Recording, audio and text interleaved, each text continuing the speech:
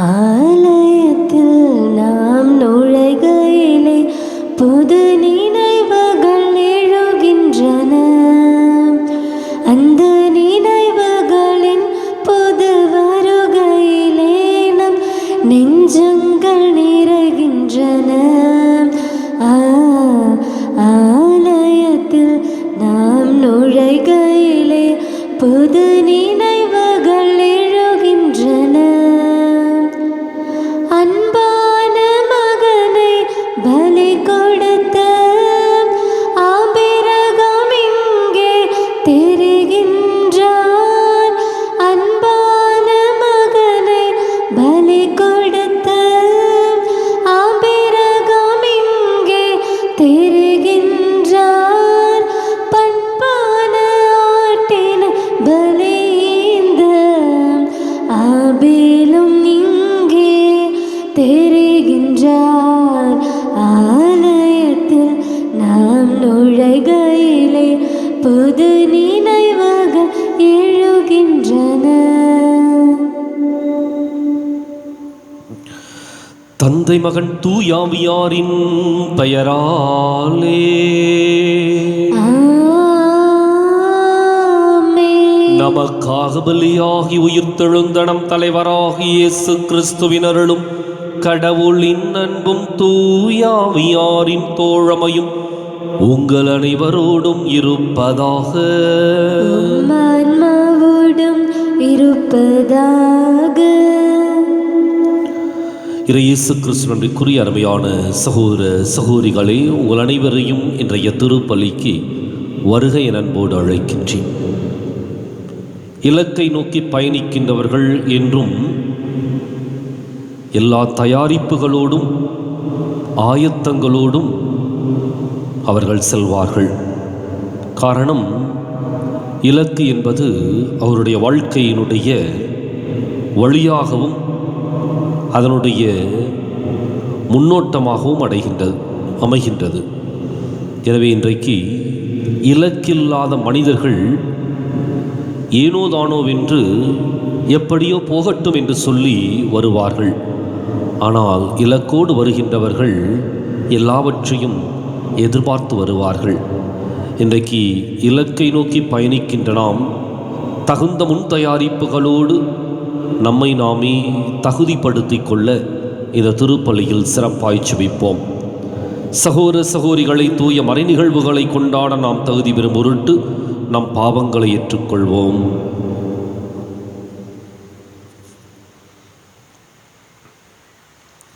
எல்லாம் உள்ள இறைவனிடமும் சகோதர சகோதரிகளை உங்களிடமும் நான் பாவியினை ஏற்றுக்கொள்கின்றேன். ஏனெனில் சிந்தனையாலும் சொல்லாலும் செயலாலும் கடமையில் தவறியதாலும் பாவங்கள் பல செய்தேன். என் பாவமே என் பாவமே என் பெரும் பாவமே.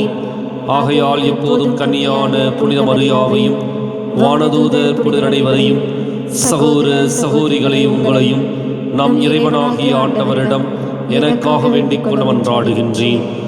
எல்லாம் வல்ல இறைவன் நம் மீது இரக்கம் வைத்து நம் பாவங்களை மன்னித்து நம்மை நிலை வாழ்வுக்கு அழைத்துச் செல்வாராக. ஆமென். ஆண்டவரே இரக்கமாயிரும். ஆண்டவரே இரக்கமாயிரும். கிறிஸ்துவே இரக்கமாயிரும். கிறிஸ்துவே இரக்கமாயிரும். ஆண்டவரே இரக்கமாயிரும். ஆண்டவரே இரக்கமாயிரும். மன்றாடுவோமாக. நம்பிக்கையாளரின் உள்ளங்களை ஒன்றிணைப்பவரான இறைவா, நீர் கற்றுத்தருவதை உமக்கள் அன்பு செய்யவும் நீர் வாக்களிப்பதை விரும்பவும் செய்தருளும். அதனால் மாறி வரும் இவ்வுலகச் சூழலில் எங்கள் இதயங்கள் உண்மையான பேரின்ப உலகின் மீது என்றும் நாட்டம் கொள்ளச் செய்வீராக. உம்மோடு தூய தூயாவியாரின் ஒன்றிப்பில் இறைவனாய் என்றென்றும் வாழ்ந்து ஆட்சி செய்கின்ற எங்கள் ஆண்டவரும் உம் திருமகனுமாகிய இயேசு கிறிஸ்து வழியாக உம்மை மன்றாடுகின்றோம். ஆமென். இன்றைய திருப்பலியானது கோழிப்பாறை ஞானிவீடு இக்னேஷியஸ் ஹெலன் இவருடைய கருத்துப்படி இறைவன் செய்த நன்மைகளுக்கு நன்றியாகும் கருத்துக்கள் நிறைவேறவும் ரஜீஸ் பேபி ஷாஜு சஞ்சய் இவருடைய கருத்துப்படி இறையிறக்காண்டவருக்கு நன்றியாகும். கொழுஞ்சாம்பாறை ரோசி ஆசிரியை கருத்துப்படி இறையிறக்காண்டவருக்கு நன்றியாகவும் ஒப்பு கொடுக்கப்படுகின்றது. முதல் வாசகம். கிறிஸ்துவின் சிலுவை பிற இனத்தாருக்கு மடைமையாகவும் அழைக்கப்பட்டவர்களுக்கு கடவுளின் வல்லமையும் ஞானமுமாக உள்ளது. திருத்தூதர் பவுல் கொரிந்தியருக்கு எழுதிய முதல் திருமுகத்திலிருந்து வாசகம். 1ஆம் அதிகாரம் 17 முதல் 25 முடிய இறைவார்த்தைகள். சகோதர சகோதரிகளே, திருமுழுக்கு கொடுப்பதற்கு அல்ல, நற்செய்தியை அறிவிக்கவே கிறிஸ்து என்னை அனுப்பினார். மனித ஞானத்தின் அடிப்படையிலான சொற்களில் இந்நற்செய்தி அறிவித்தலாகாது. அவ்வாறு அறிவித்தால் கிறிஸ்துவின் சிலுவை பொருளற்று போய்விடும். சிலுவை பற்றிய செய்தி அழிந்து போகிறவர்களுக்கு மடமையே, ஆனால் மீட்பு பெறும் நமக்கோ அது கடவுளின் வல்லமை. ஏனெனில் ஞானிகளின் ஞானத்தை அழிப்பேன், அறிஞர்களின் அறிவை வெறுமையாக்குவேன் என்று மறைநூலில் எழுதியுள்ளது. இவ்வுலகை சார்ந்த ஞானி எங்கே? அறிவாளி எங்கே? வாதிடுவோர் எங்கே? இவ்வுலக ஞானம் மடமை என கடவுள் காட்டிவிட்டார் அல்லவா? கடவுளுடைய ஞானத்தால் அவரை அறிந்து கொள்ள முடியும். ஆனால் உலகினர் தம் ஞானத்தால் கடவுளை அறிந்து கொள்ளவில்லை. எனவே மடமை என்று கருதப்பட்ட நற்செய்தியை பறைசாற்றியதன் வழியாக நம்பிக்கை கொண்டோரை மீட்க கடவுள் திருவுளம் கொண்டார். யூதர்கள் அருமடையாளங்கள் வேண்டுமென்று கேட்கிறார்கள், கிரேக்கர் ஞானத்தை நாடுகிறார்கள். ஆனால் நாங்கள் சிலுவையில் அறையப்பட்ட கிறிஸ்துவை பற்றி பறைசாற்றுகிறோம். அச்சிலுவை யூதருக்கு தடைக்கல்லாகவும் பிற இனத்தாருக்கு மடமையாகவும் இருக்கிறது. ஆனால் அழைக்கப்பட்டவர்கள் யூதரானாலும் கிரேக்கரானாலும் அவர்களுக்கு கிறிஸ்து கடவுளின் வல்லமையும் ஞானமுமாயிருக்கிறார். ஏனெனில் மனித ஞானத்தை விட கடவுளின் மடமை ஞானம் மிக்கது. மனித வலிமையை விட அவருடைய வலுவின்மை வலிமை மிக்கது. இது ஆண்டவர் வழங்கும் அருள்வாக்கு. இறைவா உமக்கு நன்றி. பதிலுரை பாடல் பல்லவி. ஆண்டவரது பேரன்பால் பூவுலகு நிறைந்துள்ளது. ஆண்டவரது பேரன்பால் பூவுலகு நிறைந்துள்ளது. நீதிமான்களே, ஆண்டவரில் களி கூறுங்கள். நீதியுள்ளோர் அவரை புகழ்வது பொருத்தமானதே. யாழிசைத்து ஆண்டவருக்கு நன்றி செலுத்துங்கள். பதிநரம்பு யாழினால் அவரை புகழ்ந்து பாடுங்கள். பல்லவி. ஆண்டவரது பேரன்பால் பூவுலகு நிறைந்துள்ளது. ஆண்டவரது பேரன்பால் பூவுலகு நிறைந்துள்ளது. ஆண்டவரின் வாக்கு நேர்மையானது, அவருடைய செயல்கள் எல்லாம் நம்பிக்கைக்கு உரியவை. அவர் நீதியையும் நேர்மையையும் விரும்புகின்றார். அவரது பேரன்பால் பூவுலகு நிறைந்துள்ளது. பல்லவி. ஆண்டவரது பேரன்பால் பூவுலகு நிறைந்துள்ளது. ஆண்டவரது பேரன்பால் பூவுலகு நிறைந்துள்ளது. வேற்றினத்தாரின் திட்டங்களை ஆண்டவர் முறியடிக்கின்றார். மக்களினத்தாரின் எண்ணங்களை குலைத்து விடுகின்றார். ஆண்டவரின் எண்ணங்களோ என்றென்றும் நிலைத்திருக்கும். அவரது உள்ளத்தின் திட்டங்கள் தலைமுறை தலைமுறையாய் நீடித்திருக்கும். பல்லவி. ஆண்டவரது பேரன்பால் பூவுலகு நிறைந்துள்ளது. ஆண்டவரது பேரன்பால் பூவுலகு நிறைந்துள்ளது.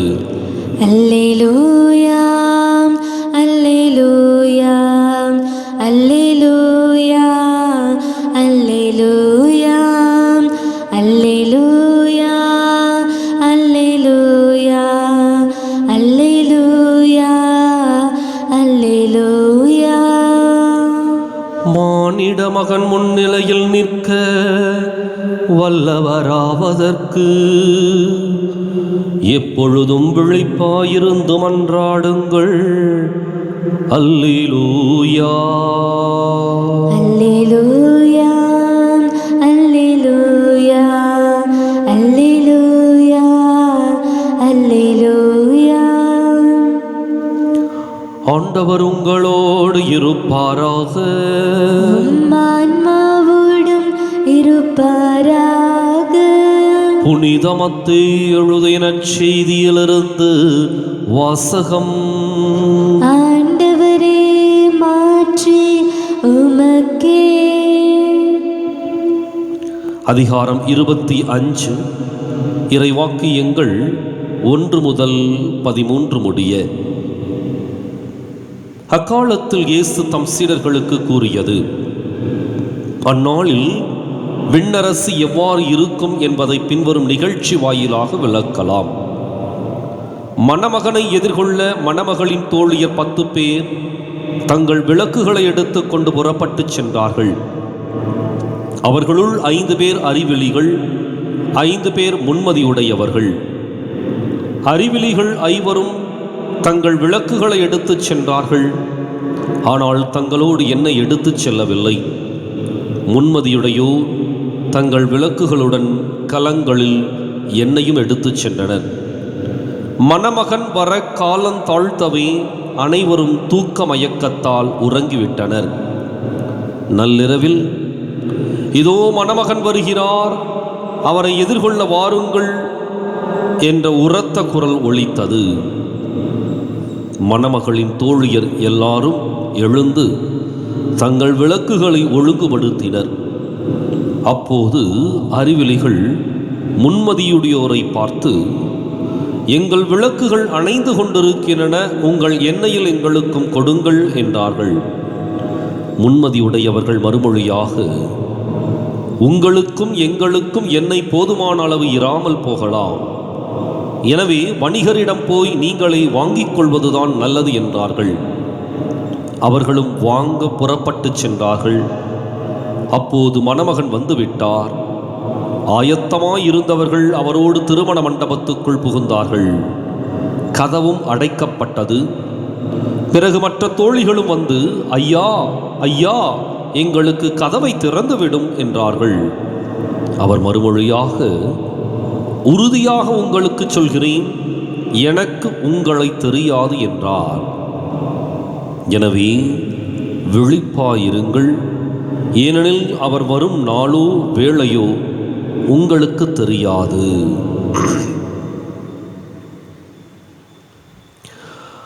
ஆண்டவரின் அருள்வாக்கு. கிறிஸ்துவே, உமக்கு புகழ்.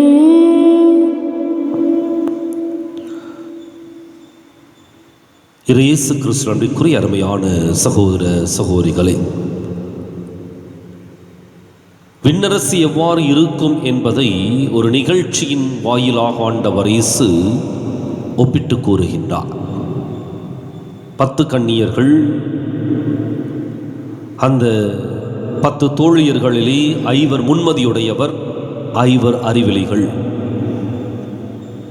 இவர்களுடைய செயல்களை அல்லது இவருடைய தயாரிப்புகளை ஆண்டவர் இயேசு கோடிட்டு காட்டுகின்றார். விண்ணரசு என்று இலக்கை நோக்கி பயணிக்கின்ற எந்த ஒரு மனிதரும் தன்னைத்தானே அதற்கு ஏற்ப சிறப்பாக தயாரித்திருப்பார். அதே சமயத்தில் இலக்கு இல்லாத மனிதர்கள் ஏதோ இருக்கிறோம், ஏதோ போகிறோம், ஏதோ வாழ்கிறோம், ஏதோ செய்கிறோம், எதையாவது பேச வேண்டும், எதையாவது செய்ய வேண்டும் என்ற ஒரு வாடிக்கையான, அல்லது இன்னும் சொல்லப்போனால் அவர்களை பார்க்கின்ற பொழுது வேடிக்கையான மனிதர்களாக கூட அவர்கள் மாறிவிடுவார்கள்.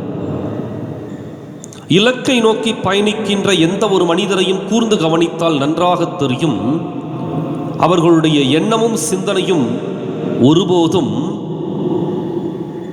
திசை மாறாது அல்லது பின்வாங்காது. மாறாக அது எதுவரினும் எதிர்த்து நிற்பதற்கும் எப்படிப்பட்ட சூழ்நிலையிலும் அதற்கு ஏற்ப தன்னை பக்குவப்படுத்திக் கொள்வதிலும் தெளிவாக இருப்பார்கள். முன்மதியுடைய 5 பேரும் அவர்கள் இலக்கோடு பயணித்தார்கள். எந்த இலக்கு?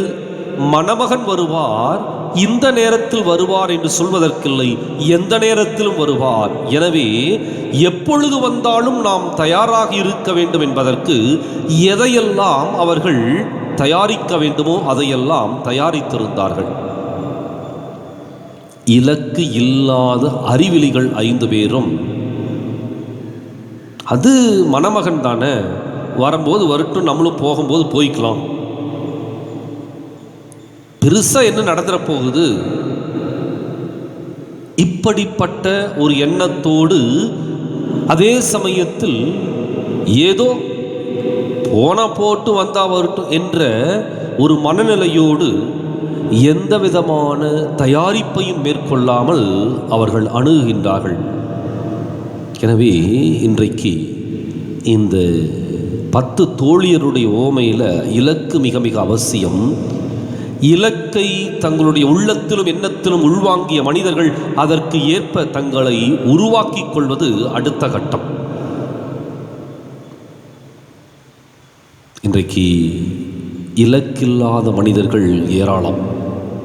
காரணம், வாழ்க்கையில் தங்களுடைய எண்ணத்தை கூர்மைப்படுத்திக் கொள்வதற்கு கொஞ்சம் காயப்பட வேண்டும்.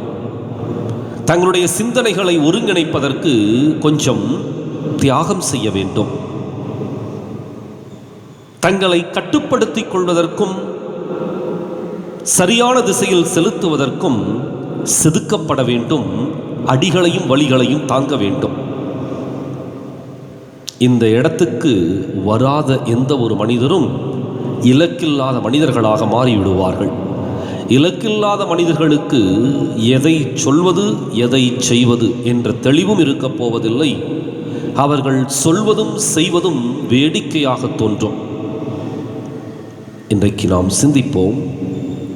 முன்மதியுடைய 5 தோழியர்கள் இலக்கை சரியாக அடையாளம் கண்டு கொண்டார்கள். தங்களிடம் எது இருக்க வேண்டும் என்பதை உறுதி செய்து கொண்டார்கள். இன்றைக்கு நாம் நம்மிடம் என்ன இருக்கின்றது என்பதை உணர்ந்து கொண்டு எதை நோக்கி பயணிக்கின்றோம் என்பதை புரிந்து கொண்டு வாழ்க்கையை உறுதிப்படுத்திக் கொள்ளவும் தெளிவுபடுத்திக் கொள்ளவும் இந்த திருப்பலியில் நம்பிக்கையோடு மன்றாடுவோம். ஒரு காற்றாய் இளங்காற்றாய் உன்னாலயம் தேடி வந்தேன். சிறு நதியாய் புது மலராய் உன் சந்நிதி நாடி வந்தேன். என்னை விளக்காக ஏற்றவே வந்தேன். அதில் என்னையே எண்ணெயாய் ஊற்றவே வந்தேன். ஆன்மநூலில் இதயப்பூவை மாலையாக்கி தொடுக்க வந்தேன். ஆன்மநூலில் இதயப்பூவை மாலையாக்கி தொடுக்க வந்தேன். ஆண்டவரின் அடிமை என்று உனக்கு என்னை கொடுக்க வந்தேன். ஆண்டவரின் அடிமை என்று உனக்கு என்னை கொடுக்க வந்தேன். உந்தன் தரிசனம் கிடைக்கவே பல வருஷங்கள் தவித்தேனே. உந்தன் குரல் என்னை அழைக்கவே சிறு குழந்தை போல் துடித்தேனே. ஒரு காற்றாய் இளங்காற்றாய் உன்னாலயம் தேடி வந்தேன். சிறுநதியாய் புது மலராய் உன் சந்நிதி நாடி வந்தேன். சகோதர சகோதரிகளே, என்னுடையதும் உங்களுடையதுமான இப்பலி எல்லாம் உள்ள தந்தையாக இறைவனுக்கு ஏற்றதாக மன்றாடுங்கள். ஆண்டவர் தமது பெயரின் புகழ்ச்சிக்காகவும் ஆட்சிக்காகவும் நமது நன்மைக்காகவும் புனித திரு அவை அனைத்து நலன்களுக்காகவும் நமது கையிலிருந்தே பலியை ஏற்றுக்கொள்வாராக. ஆண்டவரே, ஒரு முறை ஒப்புக் கொடுக்கப்பட்ட ஒரே பலியினால் உமக்கென மக்களை சொந்தமாக்கிக் கொண்டீரே. உமது திரு அவையில் ஒற்றுமை, அமைதி ஆகிய கொடைகளை எங்களுக்கு கனிவுடன் அருள்வீராக. எங்கள் ஆண்டவராகிய கிறிஸ்து வழியாக உம்மை மன்றாடுகின்றோம்.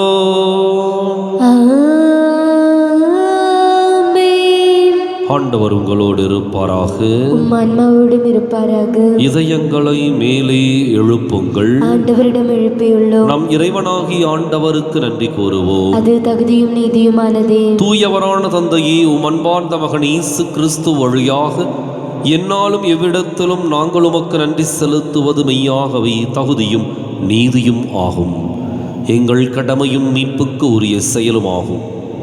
உம் வார்த்தையினால் அவர் வழியாக அனைத்தையும் படைத்தி அவரே மீட்பராகவும் ஈடேற்றுபவராகவும் எங்களுக்கு அனுப்பினே.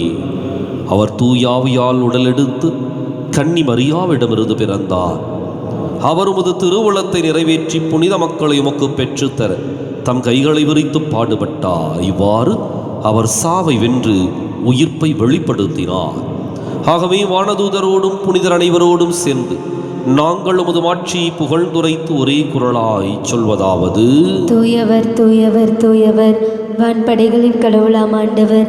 விண்ணகமும் மன்னகமும் உமது மாட்சியால் நிறைந்துள்ளன. உன்னதங்களிலே ஓசன்னா. ஆண்டவர் பெயரால் வருகிறவர் ஆசி பெற்றவர். உன்னதங்களிலே ஓசன்னா. தாயும் தந்தையுமான இறைவா, நிமையாகவே தூயவர், தூய்மை அனைத்துக்கும் ஊற்று. ஆகவே உம்முடைய ஆவியை பொழிந்து இக்காணிக்கைகளை தூய்மைப்படுத்தமை வேண்டுகின்றோம். இவ்வாறு எங்கள் ஆண்டவர் இயேசு கிறிஸ்துவின் உடலும் இரத்தமுமாக எங்களுக்கு இவை மாறுவனவாக. அவர் பாடுபட உளம் கனிந்து தம்மை கையளித்த போது அப்பத்தை எடுத்து நன்றி செலுத்தி அதை பிட்டு தம் சீரர்களுக்கு அளித்து கூறியதாவது: அனைவரும் இதிலிருந்து பெற்று உண்ணுங்கள், ஏனெனில் இது உங்களுக்காக கையளிக்கப்படும் என் உடல்.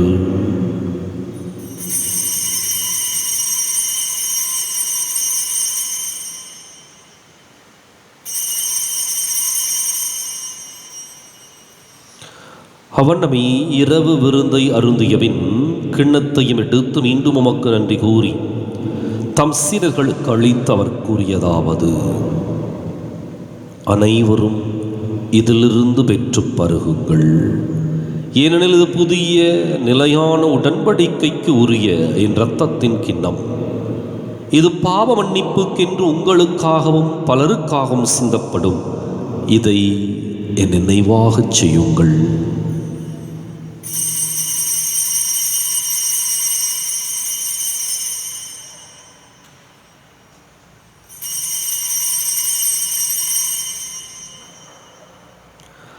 நம்பிக்கையின் மறை பொருள்.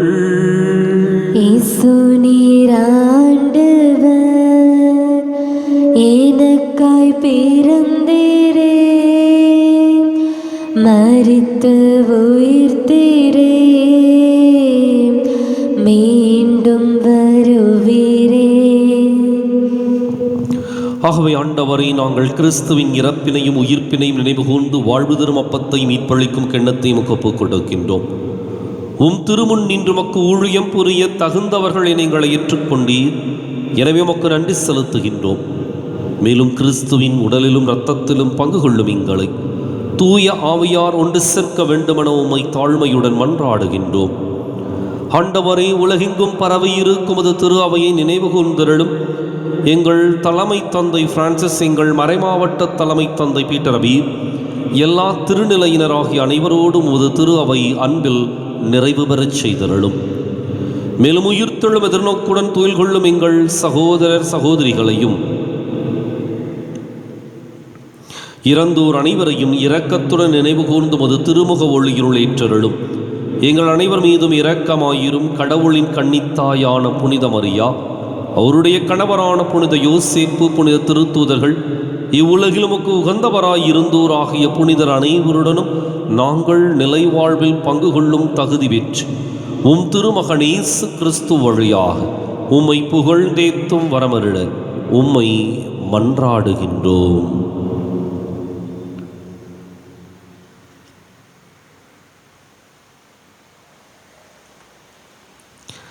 இவர் வழியாக இவரோடு இவரில் எல்லாம் வல்ல இறைவனாகிய தந்தையே, தூயாவியாரின் ஒன்றிப்பில் எல்லா புகழும் ஆட்சியும் என்றென்றும் உமக்கு உரியதே.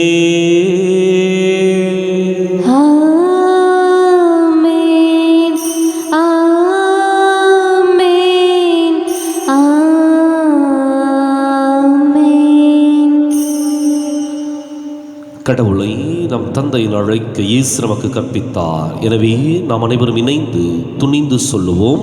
விண்ணுலகில் இருக்கிற எங்கள் தந்தையே, உமது பெயர் தூயது என போற்ற பெறுக. உமது ஆட்சி வருக. உமது திருவுளம் விண்ணுலகில் நிறைவேறுவது போல மண்ணுலகிலும் நிறைவேறுக. எங்கள் அன்றாட உணவை இன்று எங்களுக்கு தாரும். எங்களுக்கு எதிராக குற்றம் செய்வோரை நாங்கள் மன்னிப்பது போல எங்கள் குற்றங்களை மன்னியும். எங்களை சோதனைக்கு உட்படுத்தாதேயும், தீமையிலிருந்து எங்களை விடுவித்தருளும். ஆண்டவரே, தீமை அனைத்திலிருந்தும் எங்களை விடுவித்து எங்கள் வாழ்நாளில் அமைதியை கனிவுடன் அருளவை மன்றாடுகின்றோம். உமது இரக்கத்தின் உதவியால் நாங்கள் பாவத்திலிருந்து எப்போதும் விடுதலை பெற்று யாதொரு கலக்கமும் இன்றி நலமாயிருப்போமாக. நாங்கள் எதிர்நோக்கி இருக்கும் பேரின்பத்துக்காகவும் மீட்பராகிய இயேசு கிறிஸ்துவின் வருகைக்காகவும் காத்திருக்கின்றோம். ஏனெனில் ஆட்சியும் வல்லமையும் ஆட்சியும் என்றென்றும் உமதே. ஆண்டவரை இயேசு கிறிஸ்துவை, அமைதியை உங்களுக்கு விட்டுச் செல்கின்றேன், என் அமைதியையே உங்களுக்கு அளிக்கின்றேன் என்றும் திருத்தூதர்களுக்கு மொழிந்தீரே. எங்கள் பாவங்களை பாராமல் உமது திரு அவை நம்பிக்கையை கண்ணோக்கி உமது திருவுளத்துக்கு ஏற்பதற்கு அமைதியையும் ஒற்றுமையும் அளித்தருள்வீராக. என்றென்றும் வாழ்ந்து ஆட்சி செய்கின்றவர் நீரே. ஆமென். ஆண்டவருடைய அமைதி உங்களோடு என்றும் இருப்பதாக. உம்மான்மாவோடும் இருப்பதாக. ஒருவருக்கொருவர் அமைதியை பகிர்ந்து மகிழ்வோம். உலகின் பாவங்களை போக்கும் இறைவனின் செம்மறியே, எங்கள் மேல் இரக்கமாயிரும். உலகின் பாவங்களை போக்கும் இறைவனின் செம்மறியே, எங்கள் மேல் இரக்கமாயிரும். உலகின் பாவங்களை போக்கும் இறைவனின் செம்மறியே, எங்களுக்கு அமைதியை அளித்தருளும்.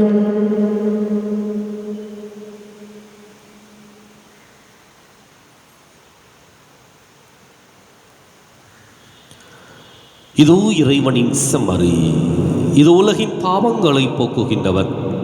இந்த செம்மறியின் விருந்துக்கு அழைக்கப் பெற்றோர் பேறு பெற்றோர். ஆண்டவரே, நீ நிலத்தில் எழுந்தருள நான் தகுதியற்றவள். ஒரு வார்த்தை மட்டும் சொல்லியருளும், எனது ஆன்மா நலமடையும்.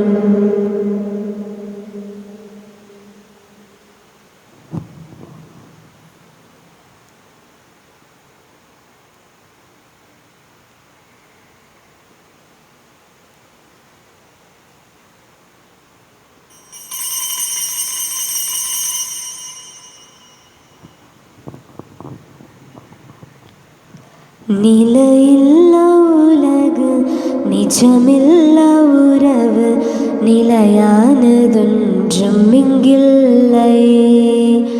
நேற்றும் இன்றும் என்றும் மாறாத தெய்வம் நீ மட்டும் போதும். இப்போதும் நீ மட்டும் போதும். நீ மட்டும் போதும். நீ மட்டும் போதும். இப்போதும் ஆசையிலே பிறந்து ஆணவத்தில் தொடர்ந்து ஆடி இங்கு அடங்குது வாழ்க்கை. வார்த்தை தன்னை வளர்த்தால் வசந்தம் வந்து நம்மில் என்றும் தங்கும். ஆசையிலே பிறந்து ஆணவத்தில் தொடர்ந்து ஆடி இங்கு அடங்குது வார்த்தை. வாழ்வு தரும் வார்த்தை வாழ்க்கை தன்னை வளர்த்தால் வசந்தம் வந்து நம்மில் என்றும் தங்கும். நீ மட்டும் போதும் என் வாழ்வு மாறும். நீ மட்டும் போதும் என் வாழ்வு மாறும். நீ மட்டும் போதும் எப்போதும். நிலையில்லா உலகு நிஜமில்லா உறவு நிலையானதொன்றும் இங்கில்லை. நேற்றும் இன்றும் என்றும் மாறாத தெய்வம் நீ மட்டும் போதும் எப்போதும். நீ மட்டும் போதும். நீ மட்டும் போதும். நீ மட்டும் போதும் எப்போதும்.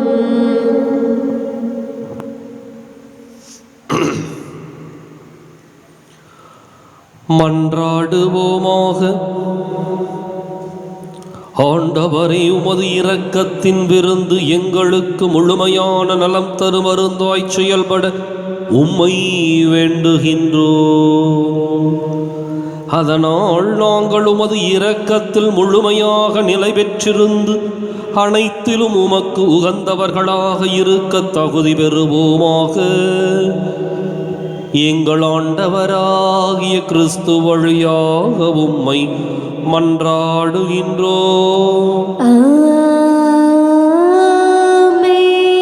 ஆண்டவர் உங்களோடு இருப்பாராக. ஆன்மாவோடும் இருப்பாராக. எல்லாம் வல்ல இறைவன் தந்தை மகன் தூயாமையார் உங்களுக்கு ஆசி வழங்குவாராக. கிறிஸ்துவின் அன்பிலும் அருளிலும் வாழ சென்று வாருங்கள். திருப்பலின் நிறைவேறிற்று. இறைவனுக்கு நன்றி. வலது வாய்க்காலுக்காக ஜெபம். அன்பு தந்தையே இறைவா, அன்பு தந்தையே இறைவா, கேளுங்கள் கொடுக்கப்படும், கேளுங்கள் கொடுக்கப்படும், தட்டுங்கள் திறக்கப்படும், தட்டுங்கள் திறக்கப்படும், தேடுங்கள் கண்டடைவீர், தேடுங்கள் கண்டடைவீர் என்ற இறைவார்த்தையில் நம்பிக்கை வைத்து ஜெபித்த பொழுது கிடைத்த எல்லா நன்மைகளுக்காகவும் உமக்கு நன்றி கூறுகின்றோம். எங்களுடைய பகுதிக்கு தேவையான குடிநீர் திட்டங்களை நிறைவேற்றி எங்களுடைய இல்லங்களுக்கு நல்ல குடிதண்ணீரை பெற்றுக் கொடுத்ததற்காக உமக்கு நன்றி கூறுகின்றோம். எங்களுடைய நீண்டகால போராட்டமான வலது வாய்க்கால் திட்டத்திற்கு 262 கோடி ரூபாய் நிதியை ஒதுக்கி எங்களுடைய தண்ணீர் அவகாசத்தையும் மீட்டெடுத்து கொடுத்ததற்காக உமக்கு நன்றி கூறுகின்றோம். இத்திட்டம் சிறப்பாக நடைபெற்றுக் கொண்டிருக்கின்ற இவ்வேளையில் இதனை விரைந்து நிறைவு செய்து கொடுப்பீராக. இவற்றை எங்கள் ஆண்டவராகிய கிறிஸ்து வழியாக உம்மை மன்றாடுகின்றோம். ஆமென். இயேசுவின் இருதயமே, எங்கும் நிறைந்திடும் அருள்மயமே, உந்தன் ஆசீரும் அருளும் சேர்ந்து வந்தால் எங்கள் ஆனந்தம் நிலை பெறுமே. இறைவனுக்கு இதயம் உண்டு, அந்த இதயத்தில் இரக்கமுண்டு. இறைவனுக்கு இதயம் உண்டு, அந்த இதயத்தில் இரக்கமுண்டு. இங்கும் நிறைந்திடும் இறைவன் இருப்பதனால் எங்கள் அனைவருக்கும் வாழ்வு உண்டு. எங்கும் நிறைந்திடும் இறைவன் இருப்பதனால் எங்கள் அனைவருக்கும் வாழ்வு உண்டு. இயேசுவின் இருதயமே, எங்கும் நிறைந்திடும் அருள்மயமே, உந்தன் ஆசீரும் அருளும் சேர்ந்து வந்தால் எங்கள் ஆனந்தம் நிலை பெறுமே.